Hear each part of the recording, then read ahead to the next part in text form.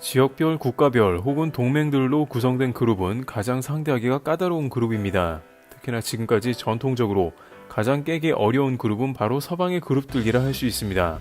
이번 우크라이나 사태 이전에 유럽은 그야말로 유럽 연합끼리만 똘똘 뭉쳐 이익을 공유했고, 아무리 미국에서 방산을 구매하라고 협박을 했지만 말을 듣지 않다가 봉변을 당한 상황입니다. 이 상황에 한국이 없었다면 폴란드를 통해서 러시아를 방어할 저지선 하나가 사라지게 되는 거죠. 그런데 유럽연합보다 더욱더 자신들만의 세상을 구축한 연합은 바로 영연방이라고 할 수 있습니다. 파이브 아이즈라고 불리우는 핵심 정보 공유체를 구성하는 이들 국가들은 난공불락인데요. 쉽게 자신들만의 사업은 물론이고 중요 정보는 절대 공유하지 않는 것으로 알려져 있습니다.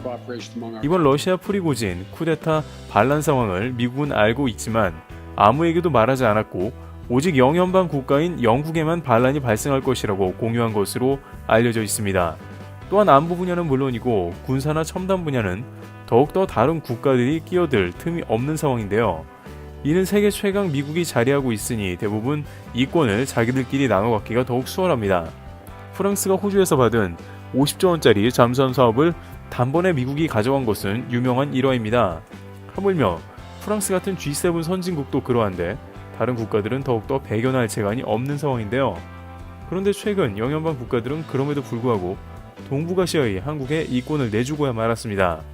그들은 끝까지 한국에 쉽게 내주려 하지 않았지만 결국에는 포기할 수밖에 없었다는 소식입니다. 특히 캐나다와 호주는 온갖 잡음 가운데 한국의 저력에 이권을 내줄 수밖에 없었다는 소식입니다. 첫 번째, 캐나다, 한국의 초대형 보조금 지급. 캐나다 정부가 한국에 보조금을 안 주려고 버티다 결국에는 초대형 보조금을 지급하게 되었다고 하는데요. 우선 한국과 캐나다는 미국의 IRA 이후에 양국 협력이 급물살을 타는 모습을 보였는데요. 특히나 한국과 캐나다의 협력 분야는 매우 넓은 범위를 다루고 있었다는 겁니다. 당장 자원 문제부터 미래 사업까지 캐나다는 한국에 기대를 걸었고 투자를 요청하기도 했습니다. 우선 현기차는 미래 먹거리 관련해서 캐나다와 대거 협력을 진행할 것으로 판단되고 있습니다.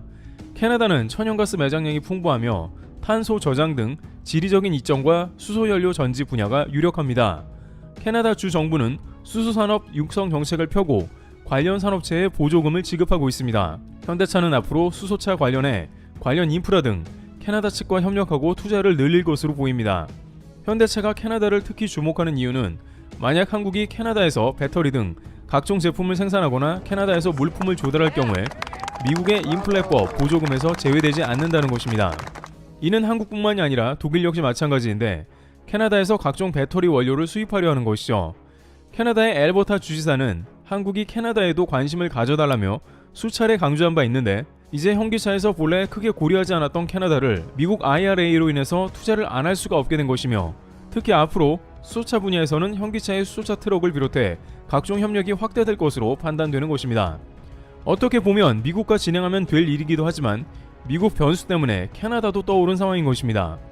또한 수소차 트럭 같은 경우 수출 기지를 미국이 아닌 북미 주변국으로 돌릴 가능성도 커진 것이죠. 따라서 한국도 미국과 무역을 지속하는 건 중요하되 북미 지역의 생산시설 분산이 더 요구되고 있습니다.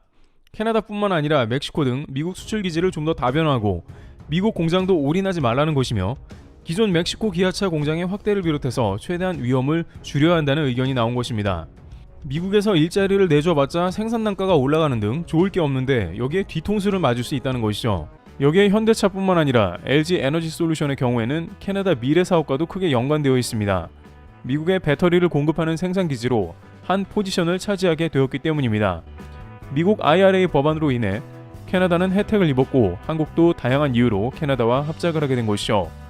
그런데 이렇게 캐나다의 온타리오주에서 LG 에너지 솔루션이 배터리 사업을 전개하고 있는 국면에 들어서면서 지금까지 순조롭던 협력이 삐끗하는 모습이 나왔고 이것이 심상치 않은 사태로 번져가고 있는 겁니다.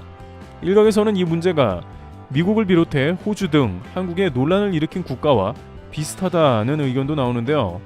우선 온타리오 공장은 생산량 45기가와트시 대규모 시설로 완공은 2024년에 예정되어 있는 배터리 생산 공장입니다.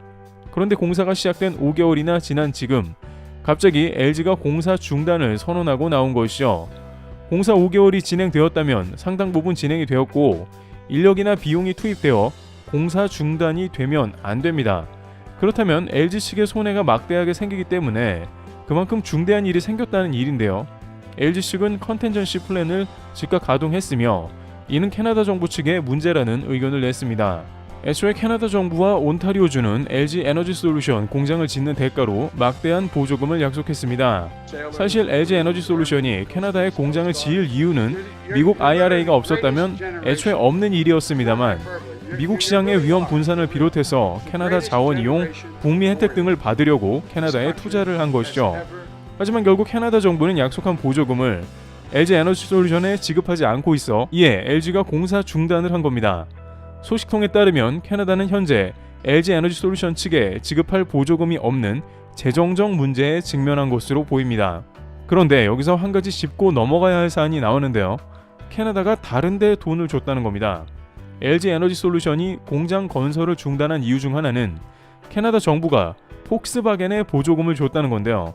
폭스바겐사 역시 온타리오에 공장을 건설 중인데 캐나다 정부에서 130억 달러, 약 12조 원을 지급받았고 LG 에너지 솔루션은 이에 형평성을 문제 삼은 것으로 자신들은 거의 보조금이 지금 안 된 상황을 항의한 겁니다.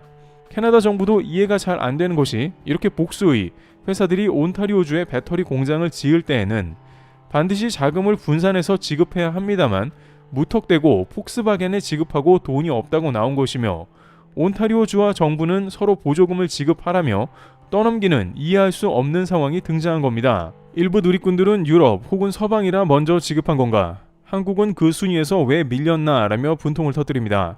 그런데 이렇게 버티던 캐나다 당국이 결국에는 포기하고 LG 엔솔에 15조 원 규모 보조금을 지급합니다. 캐나다 매체 윈저스타 등에 따르면 캐나다 정부는 LG 엔솔 등 합작사에 보조금 합의를 마쳤으며 보조금을 10년간 15조 원을 지급하며 곧 건설이 정상화될 것이라고 강조했습니다. 이는 폭스바겐의 12조 원보다 많은 금액이며 캐나다는 전폭적인 지원을 약속했습니다. 그런데 왜 갑자기 이렇게 캐나다가 태도를 바꿨냐에 대해서는 결국 LG 엔솔의 힘이라는 겁니다. 캐나다는 미국의 많은 배터리 공장이 빼앗기고 있다는 것을 누구보다도 잘 알고 있었습니다. 그래서 대형 보조금을 약속해 LG 엔솔을 포섭했고 이는 캐나다 미래 사업에 매우 중요한 일이었던 겁니다. 결국 그들은 더 이상 보조금을 미루다가는 미국에 다 빼앗길까봐 보조금을 지급한 것입니다. 캐나다와 같은 G7 국가들도 손바닥 뒤집듯 약속을 바꾼다는 것이 확인된 사례였지만 LG 에너지 솔루션이 그만큼 실력과 가치가 있는 기업이기에 가능한 것이었다는 것이 증명된 셈입니다. 그런데 영연방 국가로 알려진 호주 역시 최근 부쩍 한국의 다른 태도를 보이고 있습니다. 두 번째, 호주. 한국의 대형 사업 발주. 우선 근래의 호주 장갑차 사업은 그다지 한국의 상황이 좋지 않은 것으로 전해지고 있었습니다. 작년만 해도 한국 레드백이 유력하다는 말이 있었으며 그에 따라 한화는 사업 확대를 계획하기도 했는데요. 특히 레드백 장갑차의 경우에는 호주 사업이 반드시 성공해야 하는 부담감도 있었기 때문입니다. 국내에서는 채택을 할 수가 없고 호주만 가능했으며 이곳으로 수출 활로를 뚫을 수 있었기 때문이죠.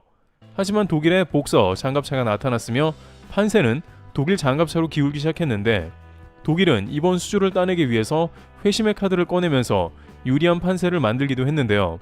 게다가 지난 3월 독일은 호주에서 생산되는 복서 전차를 구매하겠다고 전격 밝히면서 우위를 가져갔습니다. 호주 언론 파이낸셜 타임즈는 규모 2조 5천억 원에 육박하는 수출 계약을 협상한다고 보도했습니다. 호주 퀸즐랜드 레드뱅크의 공장에서 생산되는 독일 방산 라임메탈에서 공급되는 복서는 호주에서 가장 선호하는 군 납품 방식이며 한국의 한화 역시 이런 방식을 따라간 것입니다. 이는 독일의 소위 역수입 제한으로 방산 거래에서 종종 나타나는 거래이기도 합니다. 특히 독일은 한국 방산을 경계하고 있기 때문에 이렇게 극단적 거래 형태를 제시한 걸로 보입니다. 한국의 레드백이 호주 시장을 앗아간다면 독일에 있어서 영연방 시장을 빼앗기는 것이고 이미 생산 중인 라인메탈사의 투자와 장갑차 라인이 다소 무색해지는 결과를 낳는다는 결론이 난 것입니다. 그런 한국을 경계하는 맥락에서도 벅서를 수입하는 파격적인 카드를 제시한 것이죠. 게다가 갑자기 호주에서는 자국 국방계획을 변경하고 한국산 물량을 줄인다는 발표가 등장했습니다. 사실 알고 보면 독일 때문인데 호주 국방부는 느닷없이 미국 핵잠 이야기를 꺼내들며 예산이 부족하다 했습니다. 그런데 최근 하나 에어로스페이스는 호주군에 공급용 K9 자주포 양산을 개시했다는 소식이 들려오며 약 1조 원 규모의 자주포 생산을 시작하며 자동 탄약 운반 장갑차도 양산을 시작합니다. 동시에 호주에서 나머지 K9 28문과 K10 14대는 호주 생산시설에서 제작하는 겁니다. 호주에서도 현지 인원 채용 등 다양한 부수적 효과를 긍정적으로 평가하는 움직임을 보이며 적극적으로 추진하다 보면 한국의 생산력과 확장성으로 결국에는 독일을 밀어낼 수 있다는 전망도 나오는 것이죠. 여기에 호주 퀸즐랜드에서는 최근 한국에 약 1조 2천억 원에 달하는 전동차를 발주했습니다. 현대로템은 호주 전동차 공급 사업에 최종 선정되면서 이권을 가져가는 모습입니다. 포스코 인터내셔널 역시 자회사 세넥스를 통해 호주 오로라와 10년 가스 공급 계약을 맺으면서 장기 가스 공급이 확보되었으며 상당한 수준의 가스전 확장 사업에도 관여하게 될 걸로 보입니다. 호주 역시 실력 있는 한국이다 보니 결국에는 다양한 면에서 사업을 맡긴다는 이야기입니다. 이와 같이 영연방 국가들은 좀처럼 자신들의 이익을 쉽게 내주려 하지 않으며 한국을 곤란하게 했으나 결국에는 이를 해결할 이들도 없고 한국이 최고 실력자라 모두 협력하는 모습으로 바뀌고 있습니다. 야생과 같은 국제 정세에서 한국 기업들이 방산과 첨단 산업에서 전세계 점유율을 높이고 있습니다. 트리블TV였습니다. 감사합니다.